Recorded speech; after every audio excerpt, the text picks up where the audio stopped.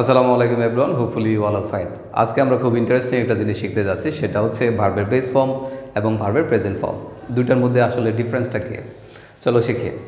এখানে প্রথমে আমি লিখেছি বেস ফর্ম, তারপর প্রেজেন্ট ফর্ম, তারপর লিখেছি ফার্স্ট ফর্ম, তারপর হচ্ছে ফার্স্ট পার্টিসিপল ফর্ম। এই ফার্স্ট ফর্ম এবং ফার্স্ট পার্টিসিপল ফর্ম আমি লিখেছি জাস্ট বোঝার জন্য, কেমন? বেসিক্যালি আমরা কথা বলবো আজকে হচ্ছে এই বেস ফর্ম এবং প্রেজেন্ট ফর্ম নিয়ে। ওকে, শুরুতে দেখো আমি লিখেছি হচ্ছে বি হচ্ছে বি ভার্বের বেস ফর্ম। আর বেস ফর্ম আসলে কথাটাকে, এটা হচ্ছে ভিত্তি ফর্ম বা মূল ফর্ম, যেখান থেকে এই বাকি ভার্বগুলো উৎপত্তি লাভ করেছে। ওকে, আচ্ছা, বি ভার্বের প্রেজেন্ট ফর্ম হচ্ছে অ্যামেজার, ফার্স্ট ফর্ম হচ্ছে ওয়াজার, আর ফার্স্ট পার্টিসিপল ফর্ম হচ্ছে বিন। দ্যাট মিন্স এই সবগুলোর বেস ফর্ম হচ্ছে বি। ক্লিয়ার? আচ্ছা, হ্যাভ ভার্বের প্রেজেন্ট ফর্ম হচ্ছে হ্যাভেজ, ফার্স্ট ফর্ম হচ্ছে হ্যাড, ফার্স্ট পার্টিসিপল ফর্ম হচ্ছে হ্যাড। দ্যাট মিন্স এটা হচ্ছে এই সবগুলোর বেস ফর্ম। আর ডু ভার্বের প্রেজেন্ট ফর্ম হচ্ছে ডু ডাজ, ফার্স্ট ফর্ম হচ্ছে ডিড, ফার্স্ট পার্টিসিপল ফর্ম হচ্ছে ডান। এই সবগুলোর বেস ফর্ম হচ্ছে ডু। সেন্টেন্স কীভাবে অ্যাপ্লাই করে দেখো, আমি লিখেছি I will be a teacher. আমরা জানি মোডাল ভার্ব সবসময় হচ্ছে ভার্বের বেস ফর্ম ইউজ করে।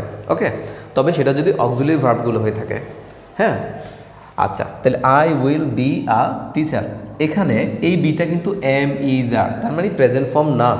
প্রেজেন্ট ফর্ম হইলে এই তিনটা যে কোনো একটা এখানে আসতে হচ্ছে এইটা। ওকে, আচ্ছা, নাম্বার 2তে আমি লিখেছি কি she can do the work.